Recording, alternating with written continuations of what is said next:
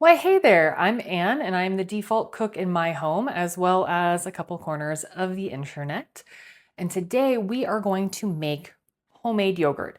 I actually bought a whole gallon because I'm going to do some other things with the other half, but this is going to be for a half gallon.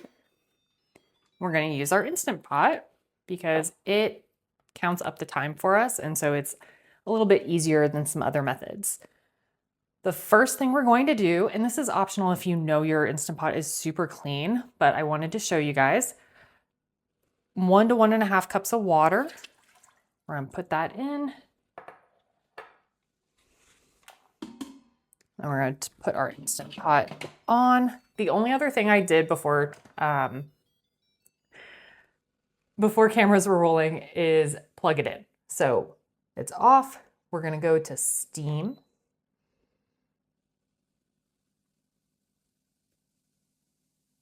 Is she thinking about it?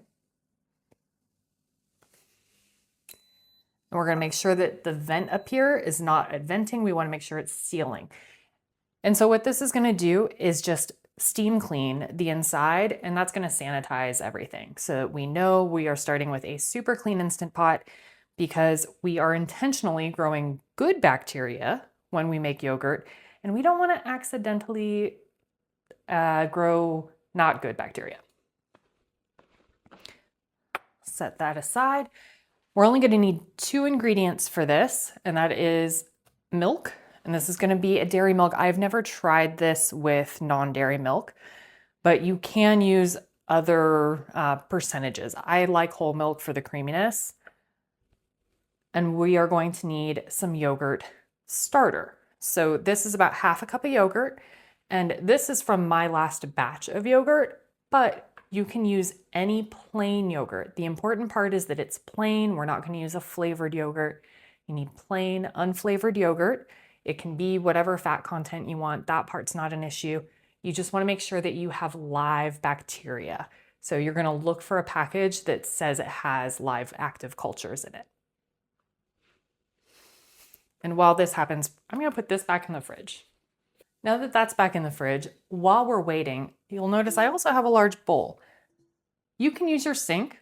I normally use my sink, but I wanted to be able to show you on camera, so I got a large bowl out. This one is wide enough that my Instant Pot will sit into it, and I'm just going to make a small, shallow ice bath in here, and that will help cool the Instant Pot once we get our milk up to temperature, which is going to be our second step. So we don't want to get too far ahead of ourselves, but if you're like, what is that giant bowl doing on the counter? That's what. So in the meantime, we're just waiting. She's on, she's working up to steam. Once they hit steam, we'll let it go for just a minute or two and then turn it off, and we'll start our yogurt setting from there. So a couple of minutes have passed by and we got up to temperature on the steam, and it has been now steaming for 2 minutes. That's plenty, so I'm gonna go ahead and turn her off. And then I'm going to get one of my other pieces of equipment. This is a very low equipment recipe or how-to, but for venting, I'm always going to use a spoon or something that I'm not venting it right at my face and touching it. So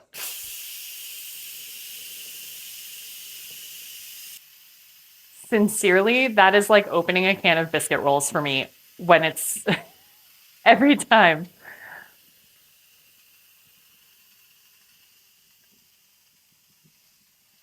So I can put this back. That's not really dirty.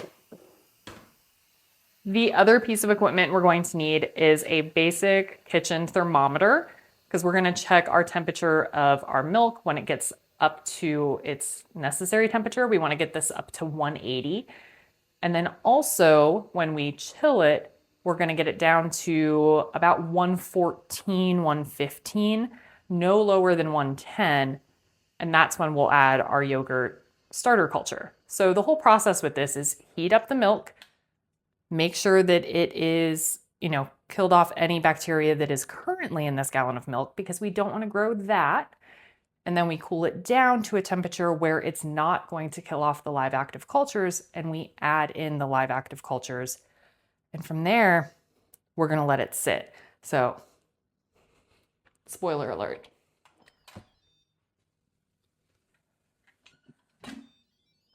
So we've got our freshly steamed Instant Pot. And I'm going to just drain this over the sink.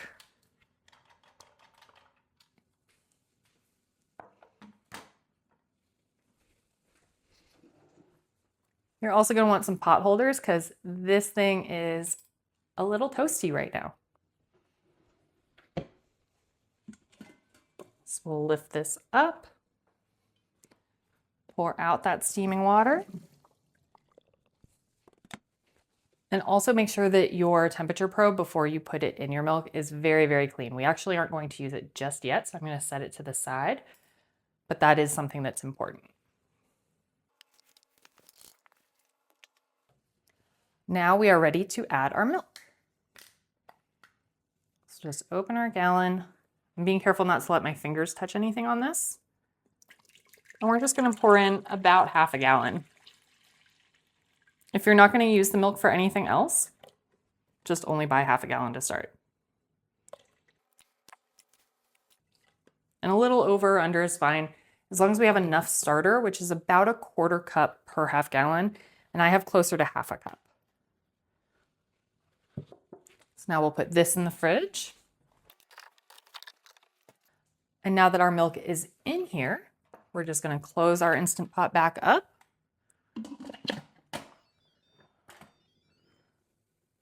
Turn it back to sealing. We don't want it venting. And then we're going to hit our yogurt button here.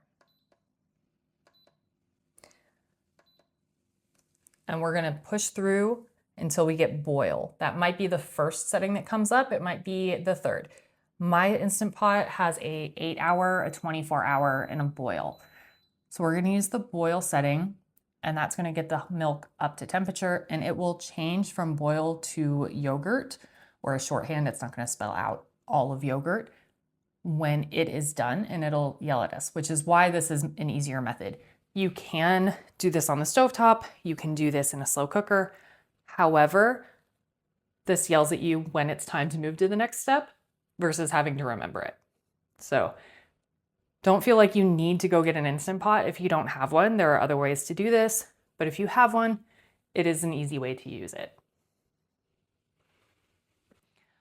While we're waiting for this to go up to temperature, I did go ahead and hand wash my probe just to make sure that that temperature probe is completely clean, and added some ice water to this bowl. It's really only about yay full because I know that this nests pretty tightly in here, and I just want to have enough to help cool down the milk a little bit faster than it would just on its own.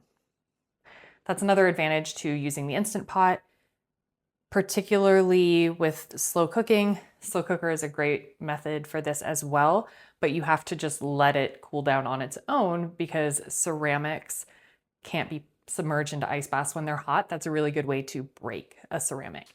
So stainless steel insert works great. Now, if your slow cooker has a stainless steel insert, then ignore what I just said. And we'll be back when that's boiling, or when the boil setting is through. It doesn't actually get all the way up to boil. Alrighty. So the Instant Pot just beeped a whole bunch of times at me, and it now says yogurt, which it spells yo-GT. But it doesn't have enough room for the whole word. So we're gonna do what we did before and release. And because this didn't actually get up all the way to boiling and steaming, that's why we didn't have that kind of a release. You do see condensation on the inside of the lid though. We get to a point where it's kind of almost steaming, and that's when it stops it. So we're going to take our little temperature probe, make sure we're hot enough.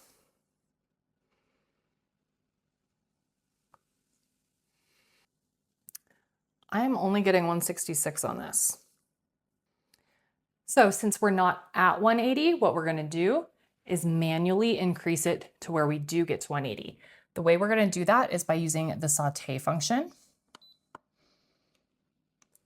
And again, it'll beep after just a minute.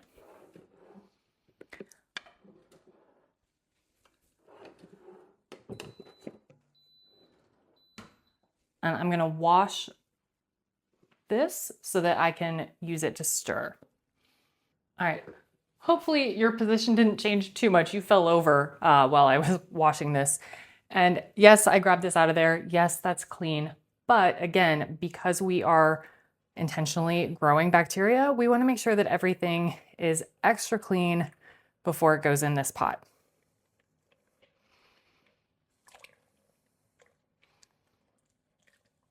We're just gonna stir it.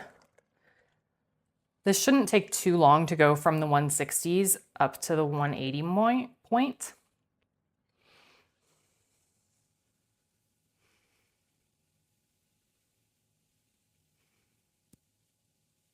Yeah, I'm already, just while I washed that, at 174 from 166.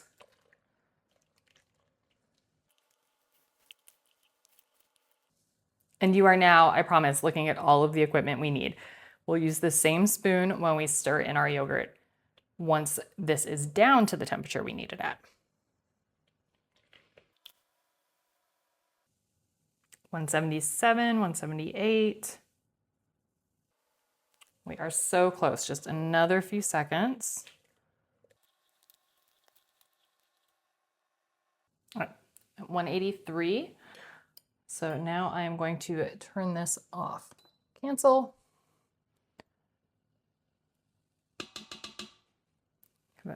We'll do one more stir. Make sure that any of that heat that was still forming at the bottom gets spread around real quick before we move to our next step.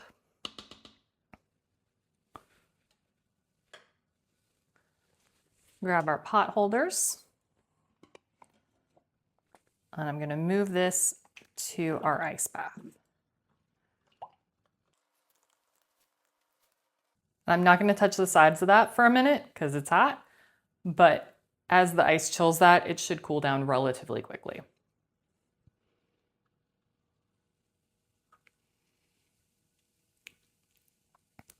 Do be careful with your ice bath that you don't end up toppling your pan over, because that would be really sad to lose all your milk. And we don't want to do that. So be careful on whether you're using a bowl or a sink, that it's the right space for that to not happen. That's one of the reasons that I didn't overfill this either. I didn't want water coming up off the sides. The water level went from down here to, it's about right here, which is perfect because that's above the line, the volume line of the milk in the Instant Pot. So it's doing its job to cool things down. I'm still seeing a few little ice cubes. I'm gonna do a quick, yeah, this is now warm, but not hot. So I can grab it and give this a stir. And this will let some more heat escape out the top through stirring, as well as allow the ice water bath to take a little more of the heat. And that's because stirring this gets everything the same temperature instead of it being coldest at the side where the ice bath is and being warmest in the middle. So that speeds up our cool down process. My credentials there are my A in heat transfer from the University of Cincinnati. And also common sense. But that was one of my easier engineering courses, to be honest. We'll see how far we got down just doing that.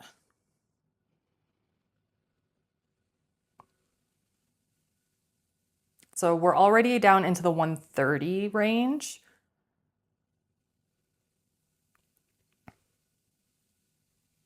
Yeah, it's reading up to 130, down to 129. And our goal is between 110 and 115.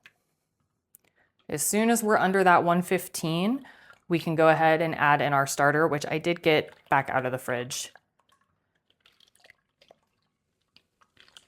a few minutes ago while we were waiting for this to boil. Or while we were waiting for the boil cycle, I suppose, on the yogurt button for the Instant Pot. And the advantages to making homemade yogurt are a couple fold. One, it's more economical, generally speaking. At least in my neck of the woods, milk is considerably cheaper than yogurt. I was able to get that full gallon for under $3.50. And I'm only using half of it, plus yogurt, half a cup of yogurt that I made last time. So my total cost for this is really like under $3. And if I was to buy a half gallon, that would be just over $2. And if I needed a yogurt starter, that would be, I can usually get those for about $125. So still, I would say right around $3.50 for a half gallon of yogurt. Okay, I'm at 116, 118. So we are really, really close here. Getting 115, 116. I think that last stir should do it. Let's check. 114. So now that our yogurt base is ready to receive the yogurt starter, I'm going to go ahead and take it out of the ice bath because I don't want it to cool any further, or at least any faster than it will on its own. I'm just going to set it here to dry a little bit onto that. We're going to add our yogurt. Ooh. Try not to splash yourself with yogurt.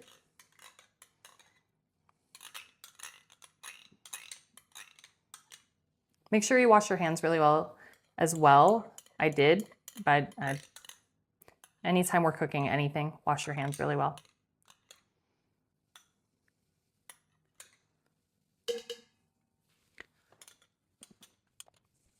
So we have our yogurt.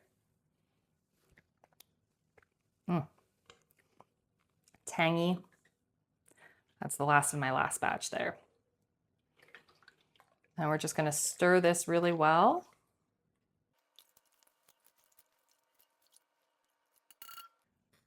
And now for the long and boring part. We're going to put this back in the pot, back in the Instant Pot. And this is still warm from doing its boil setting, but it's not on, it's not hot. We'll put our lid back on. Close her up. Again, sealing, we don't want outside air going in. Well, it probably wouldn't matter, but because you can do this in a regular stovetop and slow cooker, and those things are slightly vented. So what we're going to do here is go back to our yogurt setting, but instead of boil, we're going to push it again. And I like to use the 24-hour setting. You can use 8. There is an 8-hour setting. But 24 hours will give you the most creamy texture. It's also going to be the most suitable for, this will count up. It's also going to be the most suitable for someone who is a little more sensitive to dairy.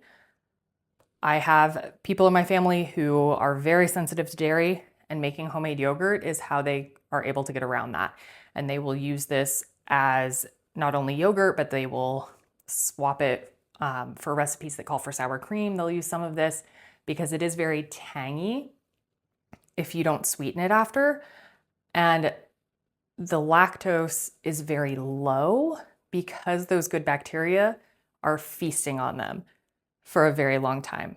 So that 24-hour makes it, I don't want to say it's lactose free because that's not guaranteed, but it is very, very low in lactose and very, very high in those good bacteria. And that combination seems to do well for for at least the people in my family who struggle with dairy. So that is the other benefit besides cost, is that you get really good probiotic effect as well as reduced lactose if compared to your regular store-bought yogurts. So you can see this is now counted up to 1. It will continue to count up until it's been 24 hours, and then it will yell at us and trigger us to remember, hey, I have yogurt going and I need to do that. So I will see you in 24 hours. Your camera position might change just a little bit. Don't worry, you're okay. I'm not gonna let anything happen to you there. And it's just after lunch. So if you need to eat something, go eat something. Talk to you soon.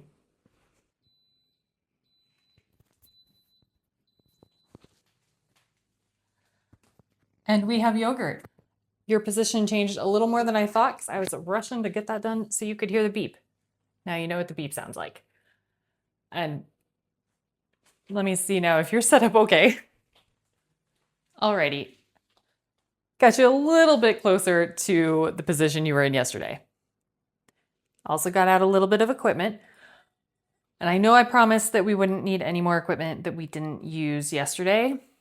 And that's true, because all you really need is storage containers and something to scoop it in. And we could use the same stirring spoon that we used yesterday. So we don't need any new equipment. But if you want to be extra, you can strain your yogurt to make it thicker, give it a more Greek yogurt texture and consistency. And the way we would do that is with a strainer and a bowl. I'm not going to strain all of it, and cheesecloth. We're just gonna cut off some cheesecloth. I typically do not strain the yogurt if I'm just going to be eating it, but some recipes call for Greek yogurt. And if I'm using this in that, then I will strain some so that I have it for that purpose. And this is double meshed. You can't really totally see, but let me see if I can see. There's 2 layers of cheesecloth here. So you can kind of see those 2 layers coming apart here. I'm just going to leave them doubled up so that they're nice and thick there. But once we have beeped and it has said yogurt, we're just going to open her up.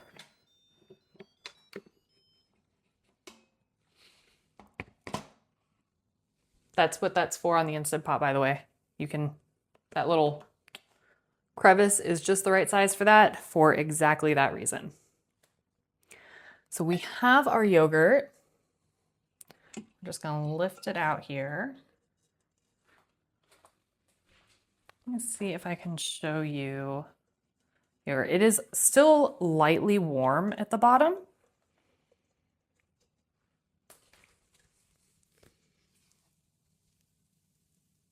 Oop. I'm gonna tilt it too much. Here, I am going to disconnect you for just a moment so that you can see my very exciting kitchen floor and also what our yogurt looks like.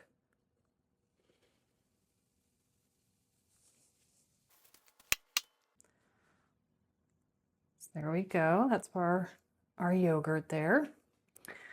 Put you back. Make sure you're relatively even. And now we're just going to scoop.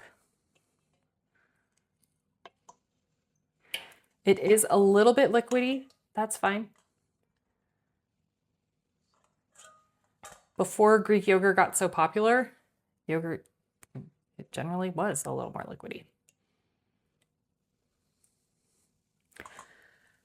And if you strain it, you'll just get some of the whey out. So the whey will separate as you do this.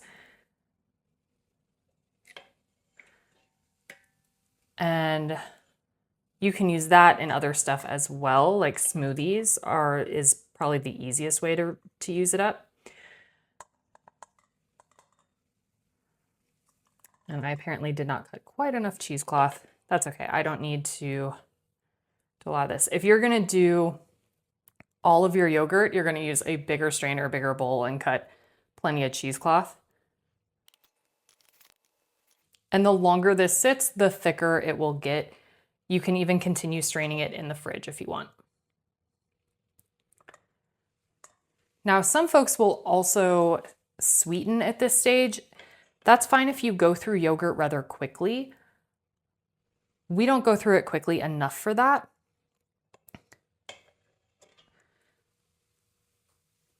And the reason that how quickly you go through it matters is because once you add sweetener to yogurt, it is going to go bad faster. So this as is will last a good 2 to 3 weeks. But if you add sweetener to it, the shelf life dwindles to about a week. And that's of course stored in the fridge. It was on the counter for 24 hours, but that's the counter time. Now we're gonna move her to the fridge. So I'm just gonna set that aside to drain. And then we're just going to move the rest into containers for storage. And give her a stir. If you are going to sweeten it and you're going through yogurt that fast, you also want to go ahead and set aside around half a cup now, because that's what you're going to want to use as your starter. So don't sweeten all of it. Otherwise, you'll need to go buy yogurt again.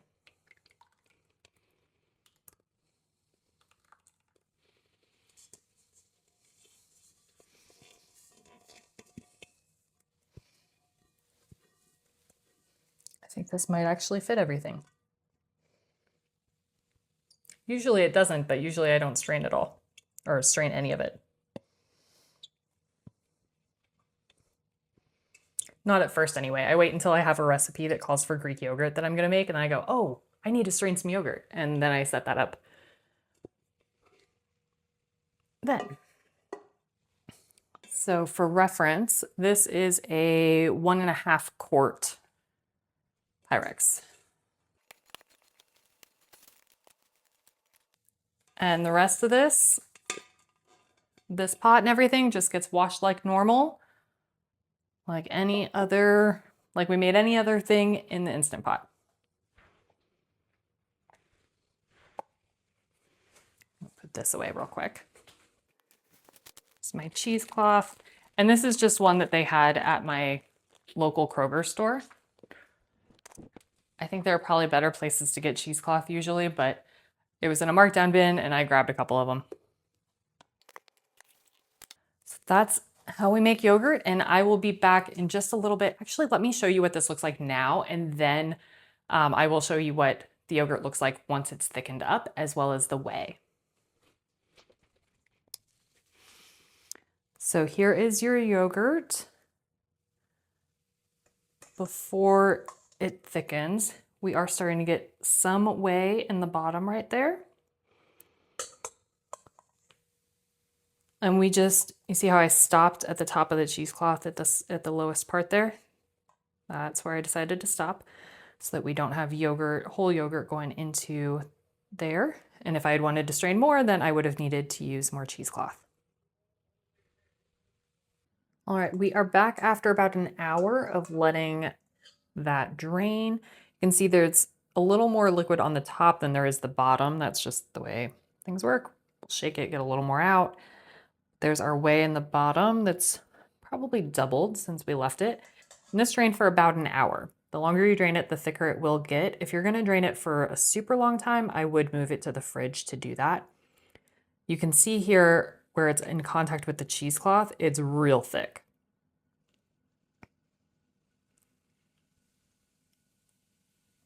So now we're just gonna transfer this thickened yogurt to another container. Just carefully lift up the cheesecloth. And again, with more yogurt, you'll want more cheesecloth. Careful we don't spill it.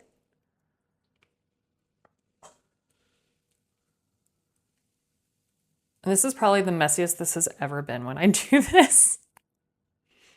Normally it just plops right off. You know what? Normally I do it in the fridge. I bet it being colder makes a big difference for that. Not a big deal.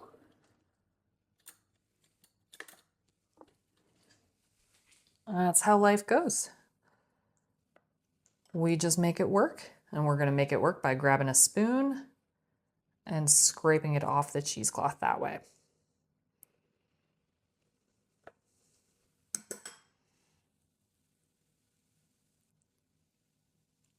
And you can see this is considerably thicker.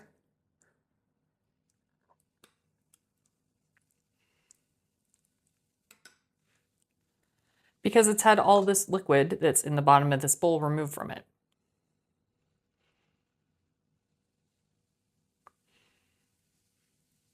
We do lose some. I've washed my hands, and also I'm the one that's going to be eating this, so we're just going to squeeze this off the cheesecloth.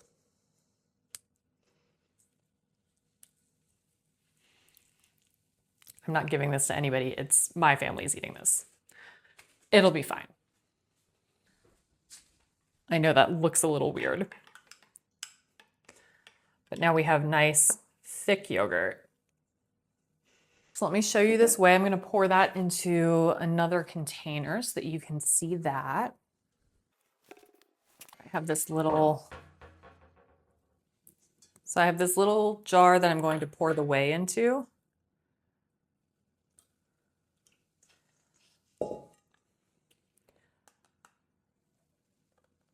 We can save that. And this, if it's a little cloudy, will last about as long as the yogurt. If it is super clear, then it lasts longer than that. But if you're going to aim for longer term storage, you can also freeze the whey, pour it into ice cube trays. Then it's really easy to pop into smoothies. And that's probably the easiest way to use it. There are a variety of uses for whey, but I haven't personally delved into a lot of those.